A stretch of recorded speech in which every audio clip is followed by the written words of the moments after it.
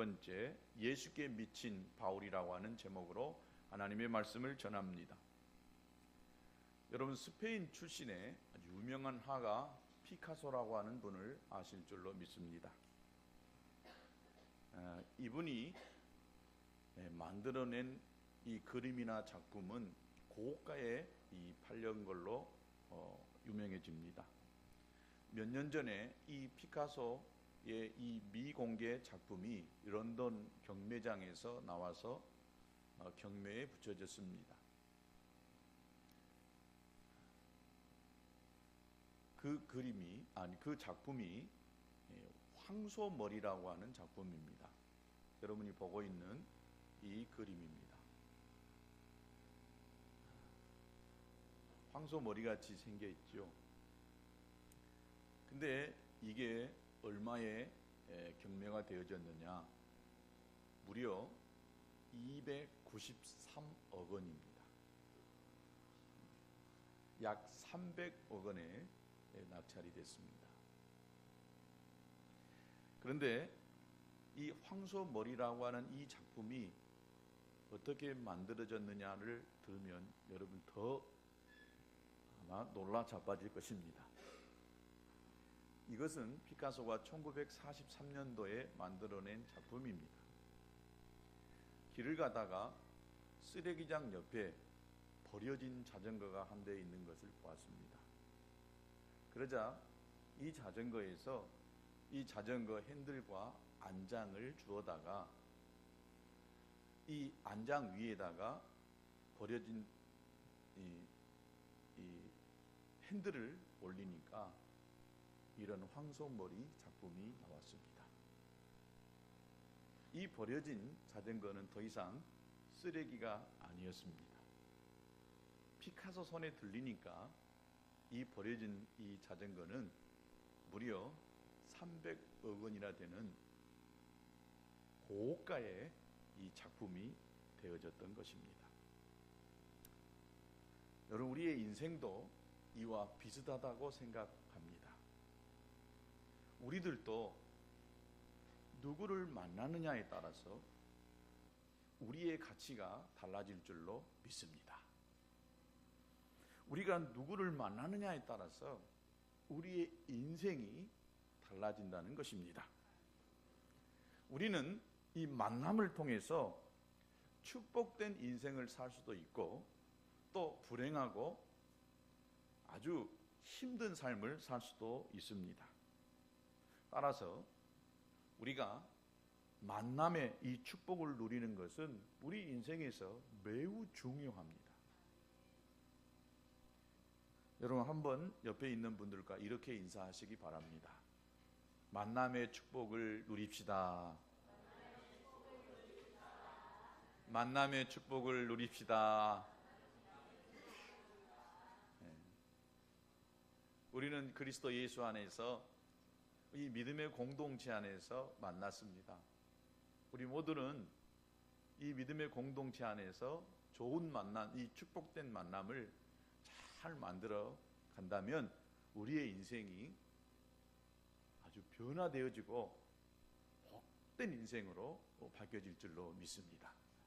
뿐만 아니라 여러분들이 만나는 그 모든 사람들이 이 복된 만남이 될 수 있게 되기를 주님의 이름으로 축복합니다. 오늘 이 본문에 등장하는 이 바울은 과거에 예수 믿는 사람들을 그렇게도 핍박했던 이 박해자였습니다. 이름이 사울이었습니다. 이 청년은 세상적으로도 볼 때에 남 부러울 것이 없는 그런 이 인생을 살았던 사람이었습니다. 그는 유대인이면서도 당시에 이 세계를 주름잡고 있는 로마 제국의 시민권을 가지고 있었던 사람이었습니다. 또한 이 바울이 이 당대 최고의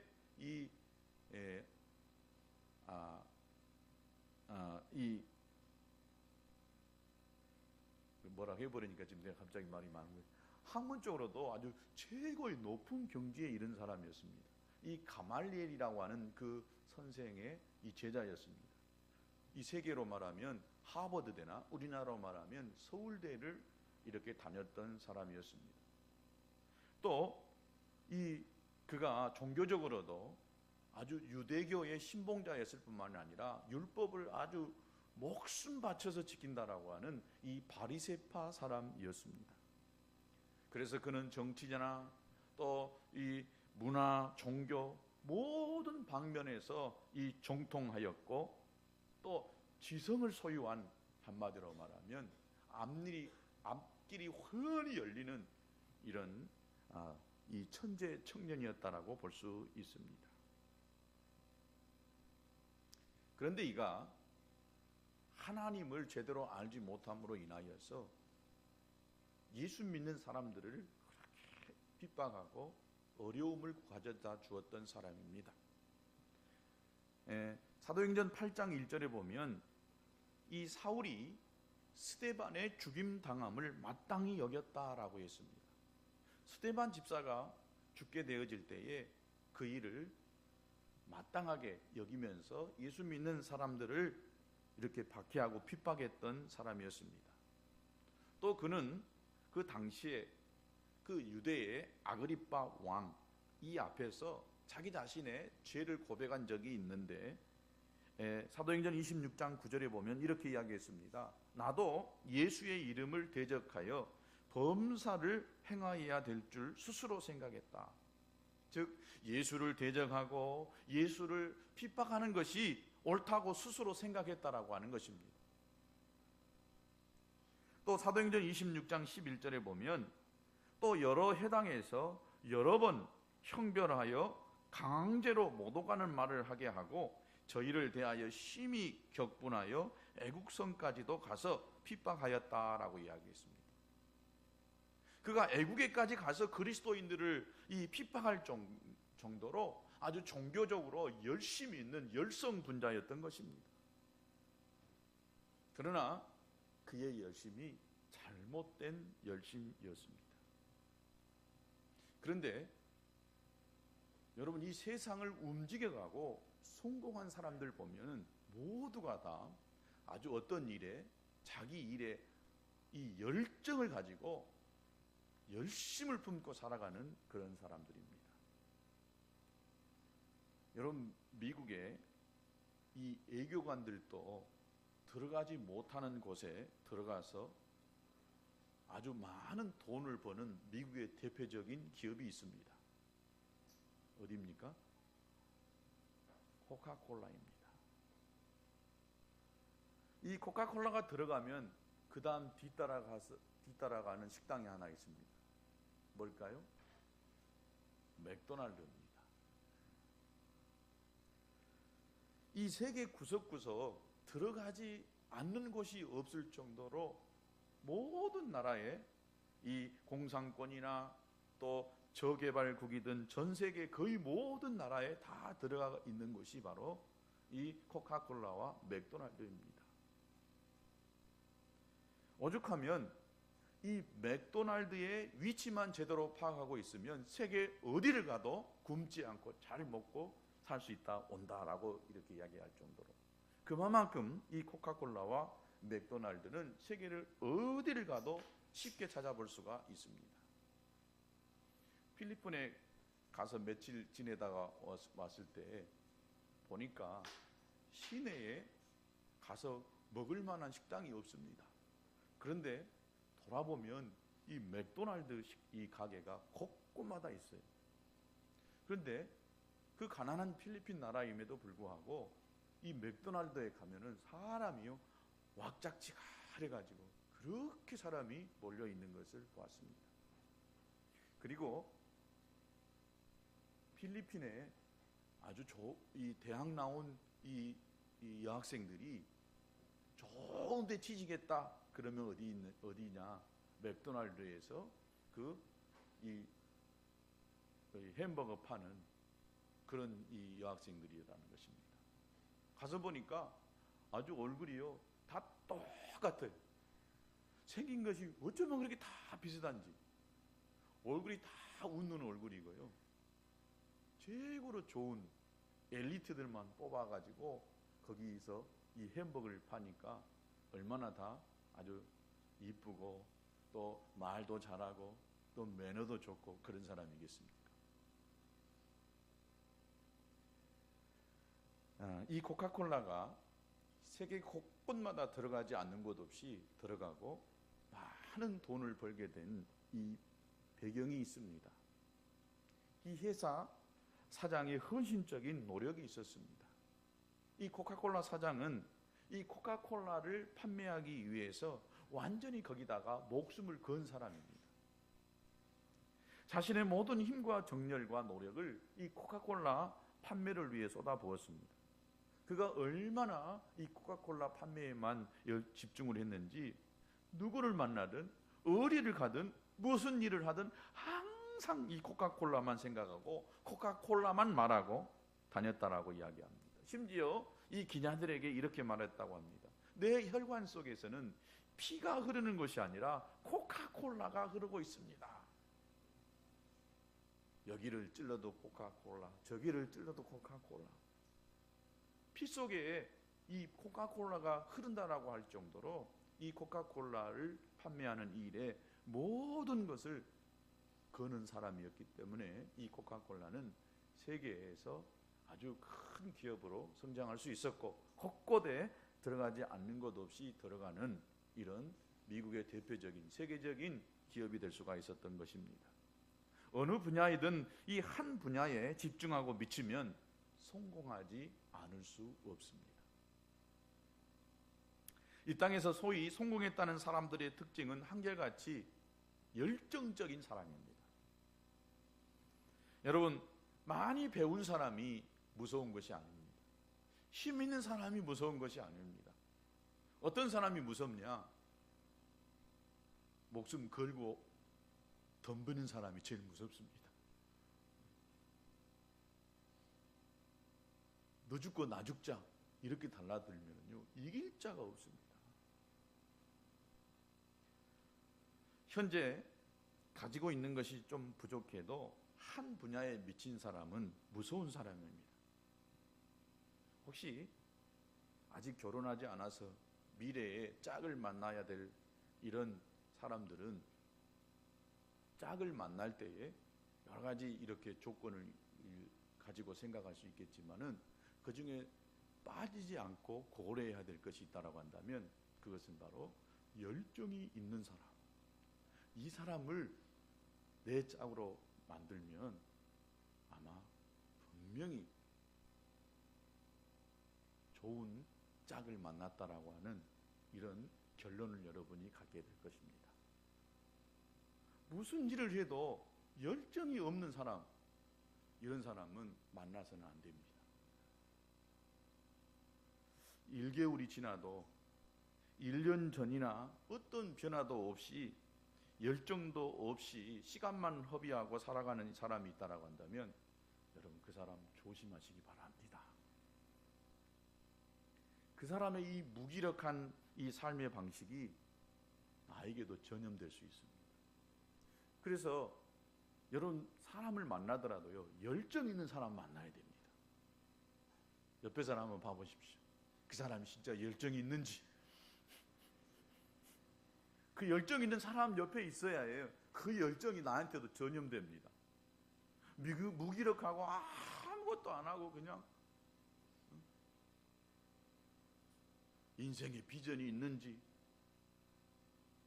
뭘 하려고 하는 이런 의도가 있는지 이런 사람하고 같이 옆에만 있어도 숨이 칵칵 막힙니다.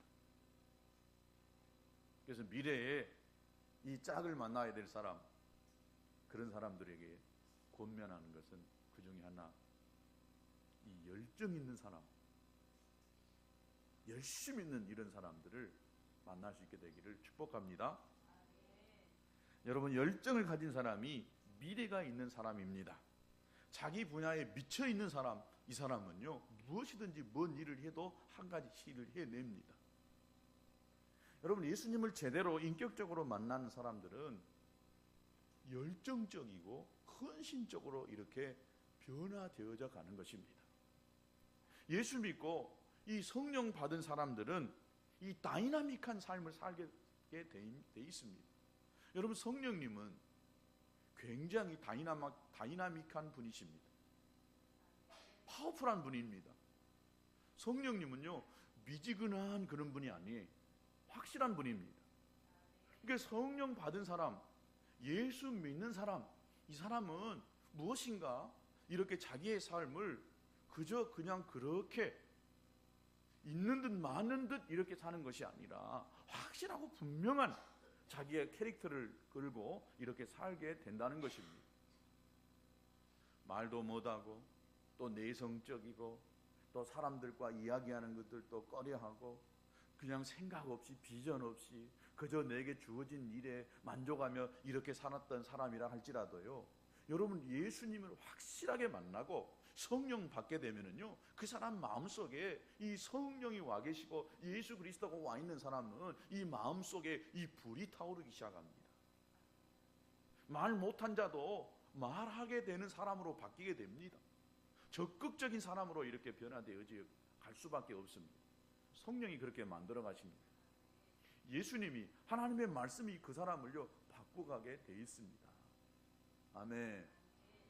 그래서 여러분 예수님을 확실하게 여러분의 인격의 구주로 받아들일 수 있게 되기를 바랍니다. 그리고 성령 받으세요. 그리고 성령 받고 기도하면요, 이 기도가요 달라집니다. 그냥 막 불이 쏟아져 나오듯이 그냥 기도가 뜨거워지는 거예요. 조용 이렇게 기도할 수도 있지만은 성령 충만한 사람들 보세요.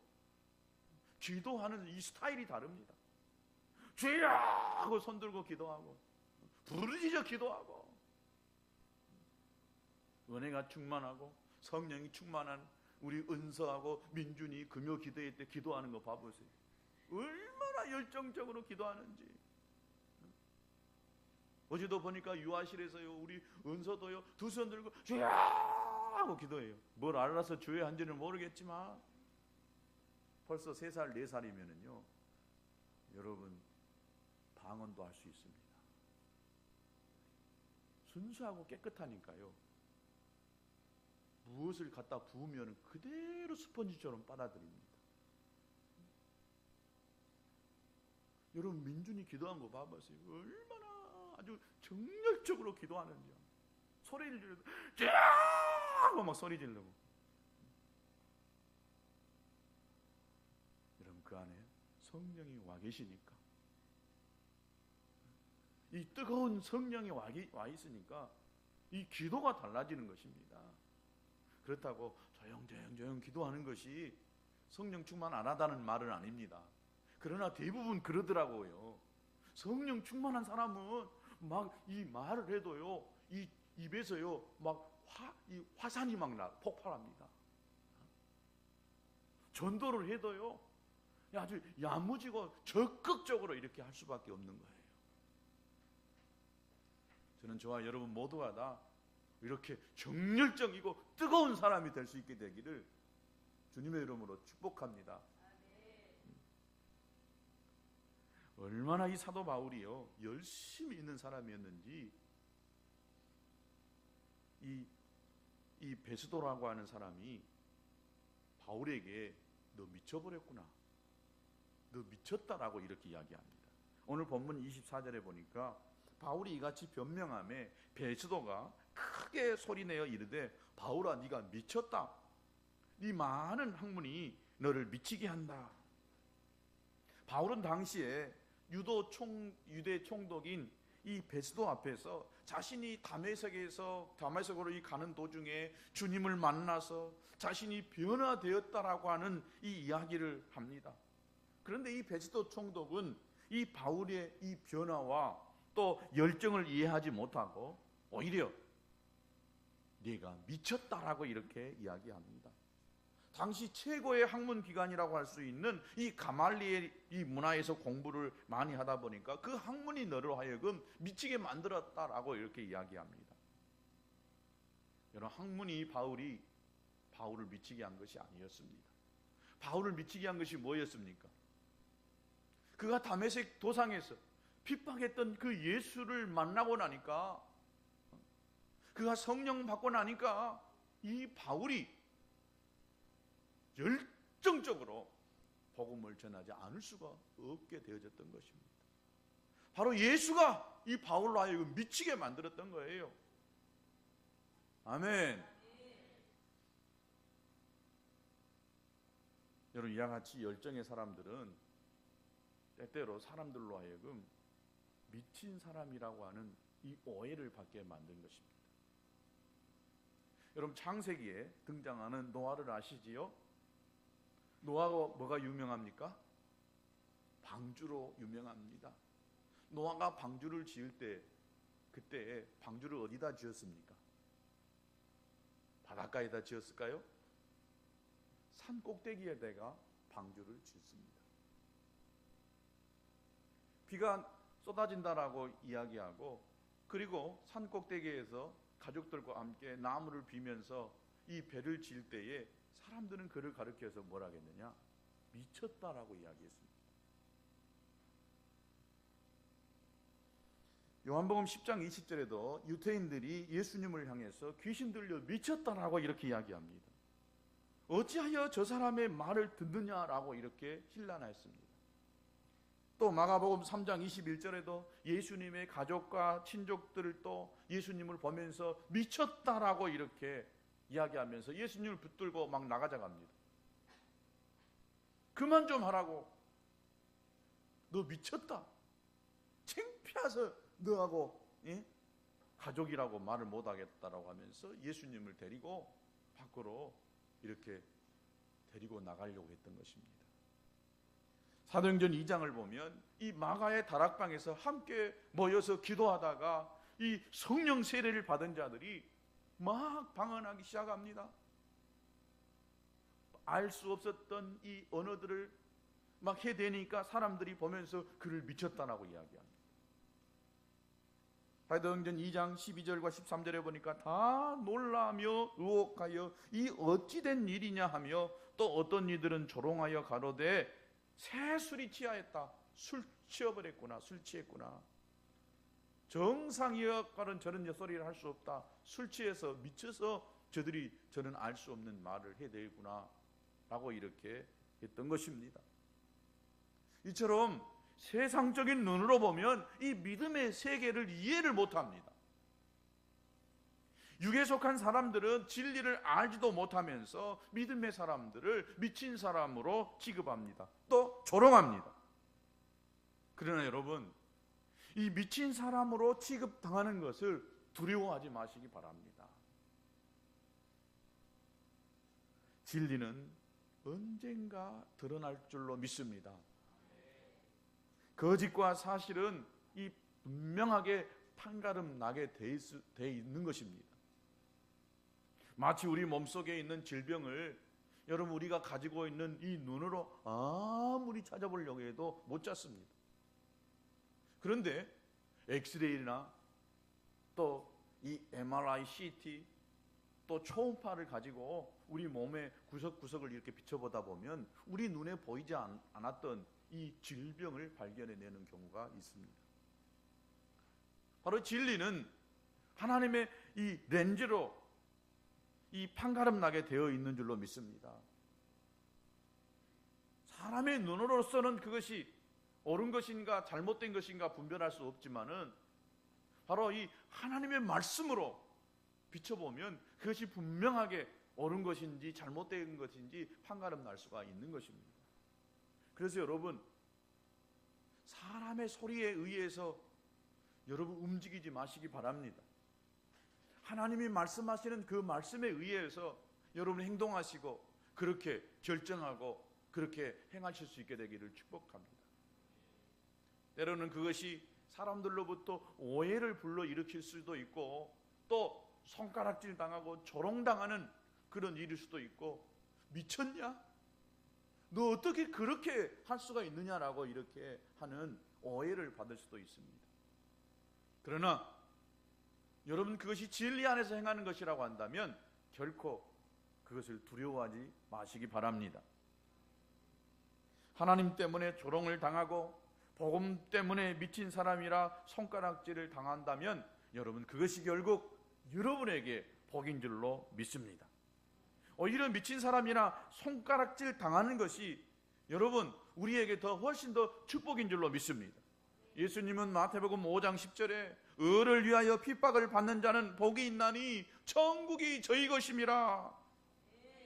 의를 위하여, 복음을 위하여, 하나님을 위하여 핍박을 당하는 자가 복이 있다라고 이렇게 주님이 말씀하였습니다. 또 그 사람에게 이 천국이 보장되어 있다라고 주님이 말씀했습니다. 더불어서 마태복음 5장 11절과 12절에 보면 구체적으로 말씀합니다. 나를 인하여 너희를 욕하고 핍박하고 거짓으로 너희를 거스려 모든 악한 말을 할 때에는 너희에게 복이 있나니 기뻐하고 즐거워하라. 하늘에서 너희의 상이 큼이라. 할렐루야. 여러분, 핍박 당해보셨습니까? 오해 받아보셨어요? 예수님 때문에. 그렇다면 여러분, 그것이 상인 줄로 믿습니다. 한 번도 나는 예수님 때문에, 이 복음 때문에 오해도 핍박도 당해보지 않았다. 여러분, 하늘에 상이 없어요. 상 받기 위해서라도 여러분 핍박을 받아볼 수 있게 되기를 주님의 이름으로 축복합니다.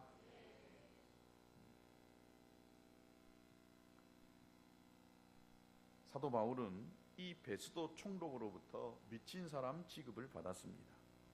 이 정신 나간 자라고 하는 손가락질을 당했습니다. 그러자 이 사도 바울은 자기를 미쳤다라고 하는 이 베스도에게 또한 그 옆에 있는 이 아그리빠라고 하는 이 왕에게 이렇게 말합니다. 25절에 베스도 각하여, 내가 미친 것이 아닙니다. 지금 나는 참된 말을 하고 있습니다. 왕께서 이 일을 다 알지 않습니까? 이것이 어디 한쪽 구석에서 일어난 일입니까? 온 천하가 지금 다 알고 있는 일인데. 바울은 제정신이었습니다. 미치지 않았습니다. 그래서 바울은 고린도후서 5장 13절에 이렇게 표현하고 있어요. 우리가 만일 미쳤어도 하나님을 위한 것이요, 만일 정신이 온전하여도 너희를 위한 것이다 라고 이렇게 이야기하고 있습니다. 미쳐서 사도 바울이 자기가 만난 예수님을 전한 것이 아니라 하나님의 성령께서 그 마음에 이 복음을 전하고자 하는, 자기가 만난 예수님을 전하고자 하는 부담을 주니까, 마음에 불을 붙이니까 아주 목숨 내걸고 사람들 앞에 이 예수를 전하고 있는 것입니다. 바울은 이미 세상의 모든 것을 다 버린 사람이었습니다. 자기가 가지고 있는, 또 누릴 수 있는 모든 권리를 다 포기하고 다 내려놓았던 사람이었습니다. 빌립보서 3장 7절과 8절에 보면 이 사실을 잘 알 수 있습니다. 그러나 무엇이든지 내게 유익하던 것을 내가 그리스도를 위하여 다 해로 여길 뿐더러 또한 모든 것을 해로 여김은 내 주 예수 그리스도를 아는 지식이 가장 고상함을 인함이라. 내가 그를 위하여 모든 것을 잃어버리고 배설물로 여김은 그리스도를 얻고 그 안에서 발견되려 함이라. 과거에 그가 그렇게 소중하게 여겼던 세상의 모든 것을 다 배설물로 여겼다는 거예요. 주님을 위해서 그것들을 하찮은 것으로 여기고 가장 고상한 것, 바로 예수 그리스도를 아는 지식을 붙잡고 쫓아가는 이 바울의 삶이 됐던 것입니다. 사도 바울은 스스로 나는 세상에서 썩어질 것에 미치지 않았다, 만약 내가 미쳤다고 한다면 나는 하나님을 위해서 미쳤다라고 이렇게 고백하고 있는 것입니다. 여러분, 바울은 주님을 위해 미쳤던 것입니다. 주님의 일이라고 한다면 자기의 목숨을 버렸어요. 사도행전 2장 24절에도 보면 나의 달려갈 길과 주 예수께 받은 사명 곧 하나님의 은혜의 복음을 증거하는 일을 마치려면은 나의 생명을 조금 더 귀한 것으로 여기지 아니한다라고 이렇게 고백했습니다. 오직 이 복음 전하는 일이라고 한다면 내가 내 생명을 조금 더 아까워하지 않는다. 무엇이 이 바울로 하여금 이렇게 만들었습니까? 무엇이 바울이 가지고 있었던 많은 것들을 다 내려놓고 목숨 걸고 모든 열정을 다 바쳐서 이 복음 전하는 이 일을 하게 만들었습니까? 예수 그리스도였습니다. 그를 죄에서 건지셨던 예수 그리스도, 그에게 영생을 주셨던 예수 그리스도, 바로 그분이 바로 이 인생을 바꿔냈던 것입니다. 그의 사명은 복음 증거였습니다. 자기가 만난 그 예수님, 그렇게 핍박했던 이 예수가 나에게 영생을 주었다라고 하는 이 사실이 이 바울로 하여금 그것에 모든 것을 걸게 만들었던 것입니다. 여러분에게 예수 그리스도는 누구이십니까? 여러분에게 예수 그리스도, 그분은 어떤 분이십니까?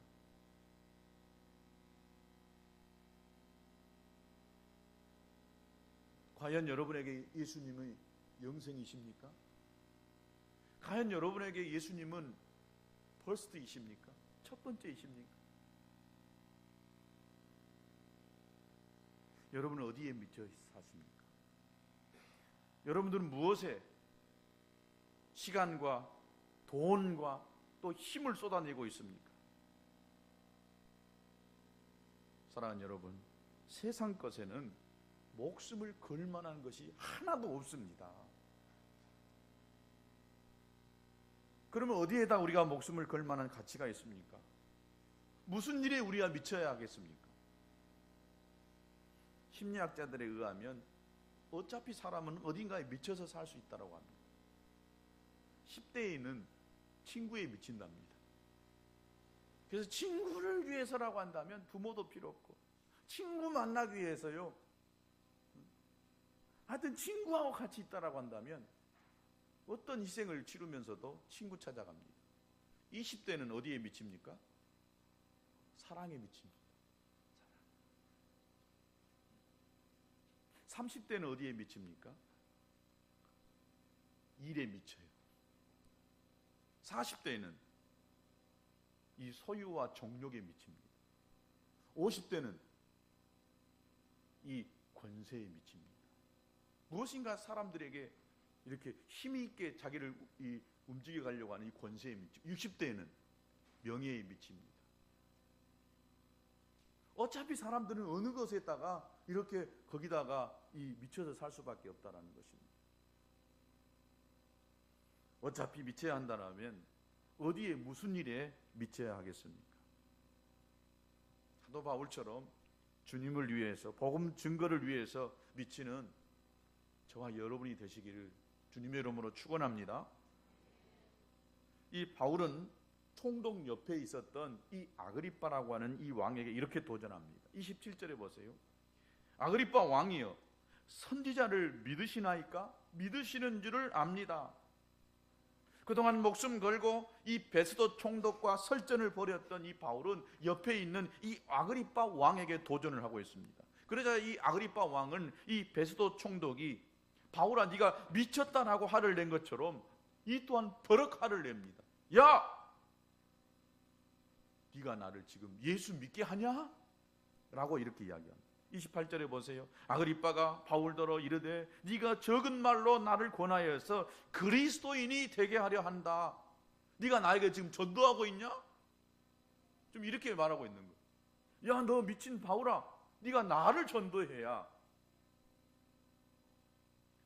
여러분, 화를 낸다는 것은 무슨 뜻입니까? 흔들리고 있다는 거예요. 여러분, 화 안 내고 어떤 말을 해도 침착하게 대답하는 사람 있죠. 냉정하게 자기 행동하는 사람, 이런 사람이 무서운 사람입니다. 조금 건들면요 화를 팍 낸 사람 있죠. 이 사람은 지금 자기 약함을 드러내고 있다는 거예요. 너 거짓말했지? 거짓말 한 사람은요, 뭐요? 나 거짓말 안 했어. 거짓말 안 한 사람은요 조용조용 이야기합니다. 안 했으니까. 안 했다고 말도 안 해요. 한 사람들은요, 거짓말이나 도둑질 한 사람은요, 안 했다, 너 거짓말 했지, 너 도둑질 했지, 아주 벌쩍 잡아뜁니다. 그래야 자기의 의로움을 이렇게 드러낼 수 있으니까. 이 아그리빠도 이미요, 이 바울이 말하는 이 말을 듣고 마음이 흔들리고 있다는 거예요.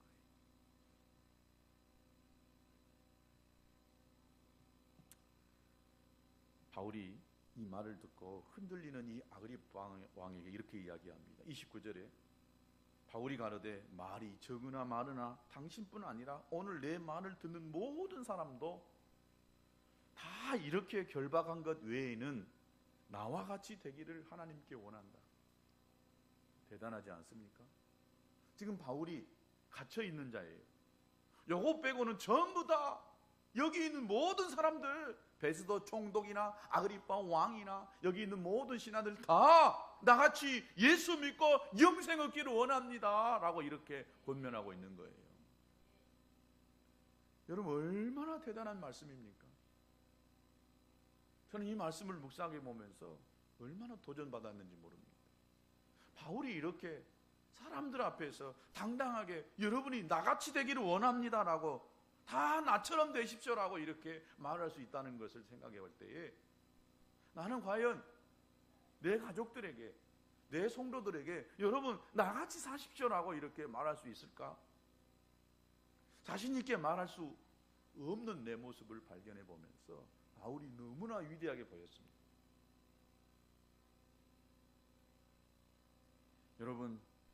여러분은 어떻습니까? 여러분의 가족에게, 자녀에게 야, 아들아, 딸아, 나처럼만 살아봐 이렇게 말할 수 있는 사람 있으십니까? 거의 대부분 우리들은 그렇게 말 못합니다. 일반적으로 사람들은요, 야, 나는 이렇게 살았지만 너는 그렇게 살지 말어, 이렇게 다들 이야기하잖아요. 나는 이 모양 이 꼴인데 너라도 그렇게 안 돼야 되지 않겠냐, 이렇게 이야기하지 않겠습니까? 자기 자식에게는 자기의 모습을 배우지 말고 좀 더 훌륭한 모습을 배우기를 원하는 것이 이 부모의 심정입니다. 또 일반적으로 대부분 자기 모습을 감추려고 하는 것이 사람의 모습입니다. 왜 그랬을까요? 자기 자신의 모습에 자신이 없기 때문에 그렇습니다. 이 사도 바울은 이 감옥에 갇히어 결박당한 것을 제외한 모든 것은 다 자기처럼 되라고 이렇게 이야기했습니다. 저는 이 말을 보면서 적어도 이 바울은 후회 없는 인생을 살고 있구나 라고 하는 이런 생각을 갖게 됐습니다. 적어도 나처럼 되라고 이렇게 말할 수 있다라고 한다면 여러분, 그 사람은 후회 없는 삶을 살고 있다라고 이렇게 말할 수 있지 않겠습니까? 저도 이 목사가 되기 위해서 목사 안수를 받기 전에 너무 고민을 많이 한 적이 있었습니다. 전도사 시절을 마치고 이제 목사 고시를 보는 이 과정 속에서 내 자신을 돌아보면서 지금까지는 내가 20대를 열정 있게 30대 초반까지 예수와 복음을 위해서 살았다. 이제 남은 내 인생을 내가 과연 목사로 살 수 있을 것인가, 내 자신을 냉철하게 이렇게 보는 시간이 있었습니다. 그 이야기는 그 10년에 가까운 세월이 결코 쉬운 세월이 아니었기 때문이었습니다. 앞으로 목회자가 되어져서 내 인생을 그렇게 살려고 할 때에 결코 그 일은 쉬운 일이 아니었습니다. 그래서 여기까지 왔으니까 이제는 내가 발을 빼볼까 하는 이런 마음도 들었습니다. 기도도 많이 했습니다. 생각도 많이 했습니다. 그러다가 내가 주님 뜻에 순종할 수 있게 되는 계기가 있었습니다. 그것은 내 자녀들에게 내가 어떤 아빠의 모습을 보여줄까라고 하는 이 물음에 저는 답을 하면서 목사가 되기로 결심을 했습니다. 내가 이 아이들에게 많은 유산을 물려줄 수 있는 것도 아니고 내가 어떤 것을 제대로 보여줄 수 있는 모습은 아니지만 내 평생 주님을 위해서 내가 다른 것 많이 갖지 못하고 누리지 못하고 이 자녀들에게 물려주지 못할지라도 우리 아빠는 주님을 위해서, 이 복음 전하는 일을 위해서 순수하고 열정 있게 살았다라고 하는 이 말을만 들을 수 있다라고 한다면 나는 그것이 최고로 잘 사는 인생이지 않을까 라고 하는 이런 대답을 가지면서 저는 목사 안수를 받기로 결심했습니다. 내 자신을 돌아봐도 제가 이 바울처럼 내 아들에게 나처럼 살아라라고 이렇게 말할 수 있는 자신 있는 모습은 아닙니다. 그러나 한 가지 제 마음속에 생각되어지는 것이 있고 내 자녀들에게 권하고 싶은 것이 있다라고 한다면 주님을 위해서 목사가 되거나 선교사로 사는 이 인생은 다른 어떤 삶보다도 가치 있는 삶이고 해볼 만한 일이다. 할 수만 있다면 너희들도 나와 같이 주를 위하여 살기를 원한다라고 하는 이 말을 저는 하고 싶습니다. 주를 위하여서 한번 멋지게 너희 인생을 한번 드려봐라. 주님이 결코 그 희생과 헌신을 기억하지 않는 것이 아니라 기억하시고 이 땅에서 잘되게 하고 하늘의 상이 크게 만들 것이다 라고 하는 이런 바람입니다. 세상에서 많이 가지고 많이 누리고 안정적으로 살고 또 권세를 가지고 사는 것 결코 저는 원하지 않습니다. 하나님 앞에서 삶을 사는 이런 삶을 살기를 저는 원합니다. 저와 여러분이 이 바울이 살았던 삶의 10분의 1, 100분의 1만이라도 우리가 본받아 살 수 있기를 바랍니다.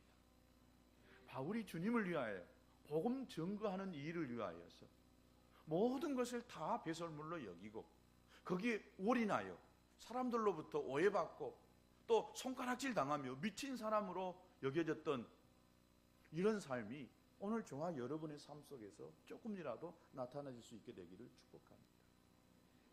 여러분, 예수를 위하여 이 복음 증거하는 이 일을 위하여 우리 모든 것들을 한번 걸어보실 수 있게 되기를 바랍니다. 또 그렇게 한번 살아보십시다. 주님을 위해서 이 복음 전하는 일을 위해서 미쳤다, 저 사람 완전 미쳐버렸어라고 하는 이런 소리를 들을 수 있는 축복이 저와 여러분 속에 있게 되기를 바랍니다. 오늘 부를 함께 이 찬송을 불렀으면 좋겠습니다.